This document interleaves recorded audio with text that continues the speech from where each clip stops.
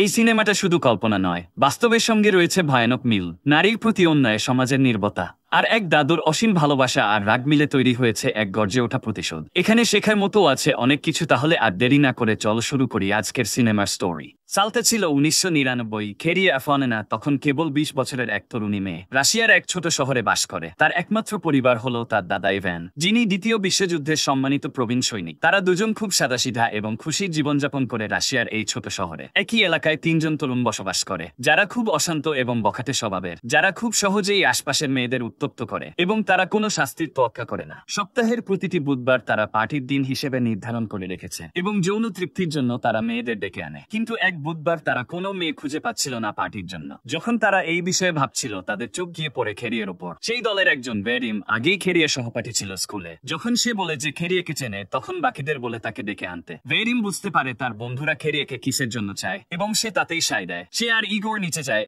এবং খেরিয়েকে বলে একটু তাদের সাথে যেতে। যখন খেরিয়ে ইতস্তত করে, তারা বলে যে আজ তাদের বন্ধু বরিসের জন্মদিন এবং শুধু খেরিয়েই পারে তাকে খুশি করতে। খেরিয়ে তবুও যেতে চায় না, কারণ তার দাদা তার জন্য বাসায় অপেক্ষা করছেন। কিন্তু ছেলেরা খুব করে অনুরোধ করলে সে রাজি হয়ে যায়, কেবল 5 মিনিটের জন্য। ফ্ল্যাটে পৌঁছে খেরিয়ে খেয়াল করে অনেক অ্যালকোহলের বোতল রাখা আছে। সে অস্বস্তিতে পড়ে যায়, তবুও খারাপ মনে না করার জন্য চুপ করে থাকে। ছেলেরা তাকে অ্যালকোহল খেতে বলে আর বলে যে স্কুলে খেরিয়ে খুব ভালো গান করত। ইগোর জন্য তারা তাকে গান গাইতে বলে। যখন খেরিয়ে গান গাইতে থাকে, তখন বোরিস চুপিসারে তার গ্লাসে কিছু মিশিয়ে দেয়, যা খেরিয়ে জানতো না। শীঘ্রই ছেলেরা খুব বেশি ঘনিষ্ঠ হতে থাকে আর খেরিয়ে উঠে চলে যেতে চায়, কিন্তু মাদকের কারণে তার মাথা ঘুরতে থাকে। তারা তাকে আরেকটি রুমে নিয়ে যায় এবং চারদিক থেকে ঘিরে ফেলে। খেরিয়ে বুঝতে পারে তাদের উদ্দেশ্য খারাপ, কিন্তু তার আর কোনো ক্ষমতা থাকে না প্রতিরোধ করা। দলের নেতা বোর্কস তাকে খাটে ধাক্কা দিয়ে ফেলে আর তার জামা ছিঁড়ে ফেলে। বাকি ছেলেরাও তাকে চেপে ধরে আর তার উপর নির্যাতন করে। কয়েক ঘন্টা কেটে যায়, অন্ধকার নেমে আসে। খেরিয়ে আর প্রতিরোধ করার মতো শক্তিটুকুও খুঁজে পায় না আর মেঝেতে নিথর হয়ে শুয়ে থাকে। শেষমেশ ছেলেরা তাকে ছেড়ে দেয় এবং মুখ বন্ধ রাখার জন্য কিছু টাকা গুঁজে দেয়। খেরিয়ে এতটাই ট্রমাটাইজড হয় যে আর কোনো কথা বলে না, চুপচাপ টাকা ফেলে দিয়ে বাসায় ফিরে যায়। তার প্রাক্তন ক্লাসমেট ভাদিম চিন্তিত, কারণ ওরা ঝামেলায় পড়তে পারে। তবে অন্য 2 জন নিশ্চিত কেউ ওদের কিছু করতে পারবে না। মূলত ভাদিমের বাবা একজন উচ্চপদস্থ পুলিশ কর্মকর্তা বলেই। যখন সে বাসা পৌঁছায় আর কাঁদতে কাঁদতে মেঝেতে বসে যায়, তার দাদা আভেন তার উরুর ক্ষত চিহ্ন দেখে বুঝতে পারে কি ঘটেছে। তার চোখ আগুনের মতো লাল হয়ে যায় আর সে কাত্তাকে জিজ্ঞাসা করে কে করেছে এটি। তার দাদা বুঝতে পারেন যে এটা পাড়া প্রতিবেশীর ছেলেরাই করেছে। তিনি তাদের বাড়িতে ছুটে যান শাস্তি দিতে। পথে এক প্রতিবেশী তাকে থামিয়ে জিজ্ঞেস করেন, এর আগে হাতুড়ি নিয়ে কোথায় যাচ্ছেন? ইভান গর্জে উঠে বলেন, ওরা আমার নাতনির সঙ্গে খারাপ কিছু করেছে, আমি ওদের শাস্তি দিতে যাচ্ছি। প্রতিবেশী আতঙ্কিত হয়ে বলেন, পুলিশ ডাকুন, আপনি একা কিছু করতে পারবেন না। ইভান হতাশ গলায় বলেন, আমার আর কোনো উপায় নেই। তার চোখে তখন শুধুই কান্না আর গভীর বিষণ্ণতা। সব দেখে সেই প্রতিবেশী নিজেই পুলিশে ফোন করেন। কিছুক্ষণ পর পুলিশের একটি দল ফ্ল্যাটে ঢুকে পড়ে আর ছেলেগুলোকে ধরে ফেলে। ইন্সপেক্টর খেরিয়ের দাদার মতোই রাগান্বিত হন এবং অপরাধীদের শাস্তি দিতে চান। প্রথমে ছেলেরা দাবি করে তারা কোনো অন্যায় করেনি। ইন্সপেক্টর তাদের আলাদা কক্ষে নিয়ে গিয়ে হুমকি দেয় যে তাদের খুনিদের সঙ্গে কারাগারে পাঠানো হবে, যেখানে তারাও সেই ধরনের অত্যাচারের শিকার হবে যা তারা খেরিয়ের সাথে করেছে। ভয়ে বোরিস স্বীকার করে যে তারা খেরিয়েকে বাড়িতে এনেছিল এবং তার সাথে শুয়েছিল। ঠিক তখন ভেরিমের বাবা এবং পুলিশ কর্নেল নাইকোলাই ঘটনাস্থলে আসেন। তিনি ইন্সপেক্টরের সাথে দেখা করেন এবং নিজের ক্ষমতা খাটিয়ে অপরাধীদের নিজের অফিসে নিয়ে যেতে চান, যাতে তিনি নিজের মতো করে বিষয়টি সামলাতে পারেন। কিন্তু ইন্সপেক্টর বলেন যে অপরাধীরা ইতিমধ্যে স্বীকার করেছে এবং পুলিশের হাতে খেরিয়ের রক্ত মাখা চাদরও আছে। এর মানে তারা দোষী এবং এখনই হেফাজতে নেওয়া হবে। যখন নাইকোলাই আবারও নিজের অফিসে নিয়ে যেতে বলেন, ইন্সপেক্টর সোজাসুজি লিখিত আদেশ চাইতে থাকে। ঠিক তখন এক জুনিয়র অফিসার জানায় যে ছেলেরা প্রতি বুধবার প্রস্টিটিউটস নিয়ে আসে আর তারা পাড়া প্রতিবেশীর সব মেয়েদের সঙ্গেই খারাপ আচরণ করে। পাড়া প্রতিবেশীর সবাই নিশ্চিত করেছে যে ছেলেরা বদমাশ এবং তাদের কারাগারে পাঠানো দরকার। নাইকোলাই তখনকার মতো সরে যায়, কিন্তু সে নিজের ছেলেকে ছাড়ানোর সিদ্ধান্ত নেয়। পরদিন সকালে আভেন ঘুম থেকে উঠে দেখে খেরিয়েকে কোথাও খুঁজে পাচ্ছে না। খেরিয়ে বাথরুম থেকে ডেকে বলে যে সে আয়নায় নিজের মুখও দেখতে পারছে না। আভেন খুব কষ্ট পায়, কিন্তু কিছুই করতে পারে না যাতে নাতনিকে ভালো বোধ করাতে পারে। সে উপরের তলার এক মহিলা ডাক্তারকে আনতে চায় খেরিয়েকে দেখতে, কিন্তু খেরিয়ে রাজি হয় না, কারণ সে চায় না কেউ জানুক কি হয়েছে। আভেন জানায় যে পুরো পাড়া আগেই জেনে গেছে, কারণ গতকাল পুলিশ সার্চ করেছিল। একথা শুনে খেরিয়ে আতঙ্কিত হয়ে পড়ে। সে ভাবে সবাই সারা জীবন তাকে সেই মেয়ে হিসেবে জানবে যার উপর নির্যাতন হয়েছে। পরে ডাক্তার এসে দেখে খেরিয়ে শারীরিকভাবে খুব দুর্বল। সে খেরিয়েকে কয়েকদিন বিশ্রামের পরামর্শ দেয়। সেদিন আভেন জানতে পারে যে ভেরিমের বাবার প্রভাবের কারণে অপরাধীরা ছাড়া পেয়েছে। সে খুব রাগান্বিত হয়, কিন্তু নাতনির জন্য বিচার পাওয়ার চেষ্টা ছাড়ে না। তারা এক পুলিশ অফিসারের কাছে যায় আদালতে আপিল করতে, কিন্তু সেই পুলিশও দুর্নীতিগ্রস্ত হয়ে বের হয় এবং নাইকোলাইয়ের কাছ থেকে ঘুষ খেয়েছে। সে খেরিয়ের ঘটনা শুনে হাসে আর খেরিয়েকেই দোষারোপ করে। সে মনে করে খেরিয়ে ইচ্ছে করেই ছেলেদের ফ্ল্যাটে গিয়েছিল আর শারীরিক সম্পর্ক করেছিল যাতে কেউ তাকে বিয়ে করে। এতে খেরিয়ের মন ভেঙে যায়। সে আর লড়াই করার শক্তি পায় না আর সবকিছু ভুলে যেতে চায়, কিন্তু আভেন এটা মেনে নিতে পারে না। পরদিন সে ছেলেগুলোকে খুঁজতে বের হয় এবং দেখে তারা গাড়িতে বসে আছে। যখন তারা জিজ্ঞাসা করে কি চায়, আভেন বলে সে তাদের মুখ মনে রাখছে। এ কথা শুনে ছেলেরা ভাবে তারা অজেয়, কিন্তু তারা জানে না যে জীবনের সবচেয়ে বড় ভুল তারা করে ফেলেছে। আভেন তার পুরনো বন্ধু এবং এক বিচারকের কাছে যায় সাহায্য চাওয়ার জন্য, কিন্তু তার হতাশা হয় যখন বিচারক বলে যে তার উচিত ছিল খেরিয়াকে ভালোভাবে মানুষ করা,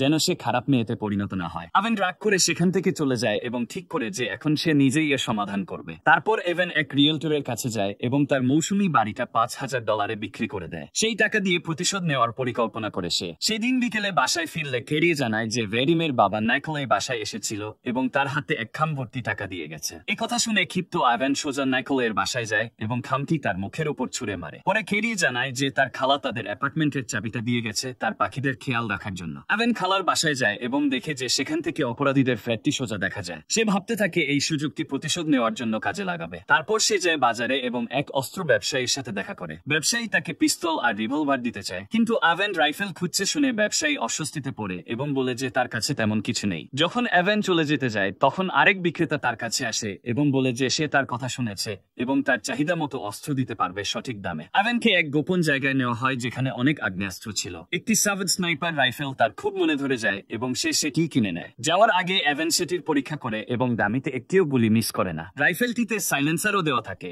যা দেখে বিক্রেতা বুঝতে পারে এটি কোনো অবৈধ কাজের জন্য নেওয়া হয়েছে। সন্ধ্যাবেলা আভেন বাসায় ফিরে দেখে যে খেরিয়ের মা তুরস্ক থেকে তার নতুন প্রেমিককে নিয়ে ফিরেছে। মা কখনোই খেরিয়ের জীবনে খুব একটা সময় দেয়নি এবং নিজের প্রেমিকদের সাথেই সময় কেটেছে। শুরুতে সে খেরিয়ে আর আভেনকে উপহার দিয়ে খুশিভাবে বাসায় ফিরে এলেও ঘন্টা দুয়েক পরে আভেনকে বলে যে তার টাকা দরকার। আভেন বুঝতে পারে যে মেয়ের খোঁজ নয়, কেবল টাকা নেওয়ার জন্যই মা ফিরে এসেছে। যখন আভেন টাকা দিবে না তা মুখের উপর বলে, তখন খেরিয়ের মা স্বীকার করে এবং বলে যে প্রয়োজনে ভেরিমের বাবার কাছ থেকেও টাকা চাবে। রাগে আভেন তাকে বাসা থেকে তাড়িয়ে দেন এবং আর কোনোদিন মুখ না দেখানোর কথা বলেন।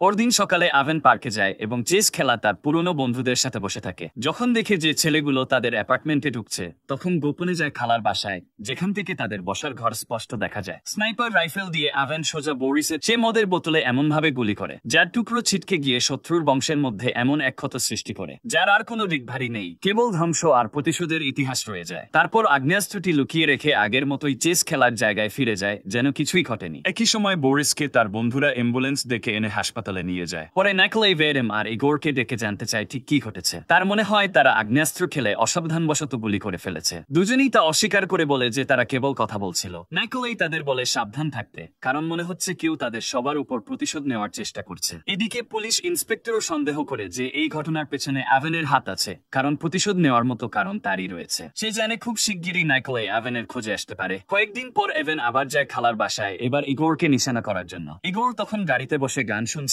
আর কোনো চিন্তা ছিল না মনে। আভেন স্নাইপার রাইফেল দিয়ে গাড়ির গ্যাসের ট্যাঙ্কে গুলি করে এবং সাথে সাথেই গাড়িটা আগুনে বিস্ফোরিত হয়। ইগোর আগুনে পুড়ে যায় এবং কোনোভাবে গাড়ির বাইরে ছিটকে পড়ে যায়। পাশের লোকজন তাকে বাঁচায়, কিন্তু আগুনে তার তলপেট থেকে পুরো নিচের অংশ 3য় ডিগ্রি পর্যন্ত আগুনে ক্ষতবিক্ষত হয় এবং আর কোনোদিন হাঁটতে পারবে না। এবার নাইকোলাই পুরোপুরি নিশ্চিত হয় যে তার ছেলে ভেরিমি পরবর্তী নিশানায় রয়েছে। সে ভেরিমকে বলে সাবধান থাকতে এবং পুরো বাসা সুরক্ষিত করে রাখতে, কারণ শুটার যে কোনো সময় যে কোনো জায়গা থেকে আঘাত করতে পারে। এই কথা শুনে ভেরিম ভয় আর সন্দেহে অস্থির হয়ে যায়। একদিকে পুলিশ ইন্সপেক্টর যায় খেরিয়ের বাসায় আভেনের খোঁজে এবং দুর্ঘটনাগুলো সম্পর্কে কথা বলার জন্য। আভেন বাসায় না থাকায় খেরিয়ে জানায় যে তিনি প্রায়ই তার খালার বাসায় যান খাঁচার পাখিদের যত্ন নিতে। পুলিশ ইন্সপেক্টর বুঝতে পারে যে খালার বাসাটি বোরিসের অ্যাপার্টমেন্টের ঠিক সামনেই, যেখানে আগের দুর্ঘটনাগুলো ঘটেছিল। সে গোপনে খালার বাসার চাবিটা পকেটে রেখে যায়, দেখতে চায় তার সন্দেহ সঠিক কিনা। একই সময়ে নাইকোলাই এবং তার সঙ্গের কিছু দুর্নীতিপরায়ণ পুলিশ সদস্য আভেনের বাসায় যায় তল্লাশির কাগজ হাতে নিয়ে। তারা নিশ্চিত যে এই ঘটনার পেছনে আভেনই রয়েছে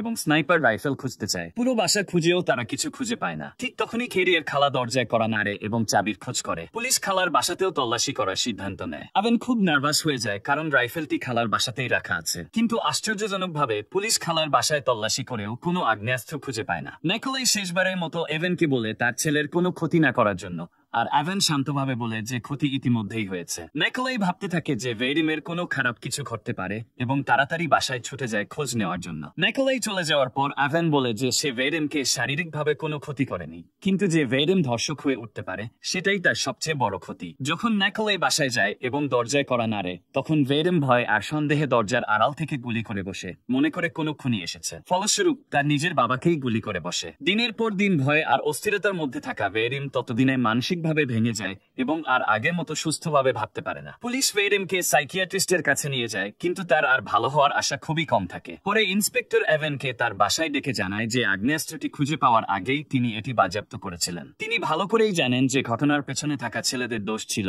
এবং সেজন্য কেবল সতর্ক করে অ্যাভেনকে ছেড়ে দেন। চূড়ান্ত দৃশ্যে অ্যাভেন বাসায় ফিরে আসে এবং দেখে যে তার নাতনি সুন্দর কণ্ঠে গান গাইছে।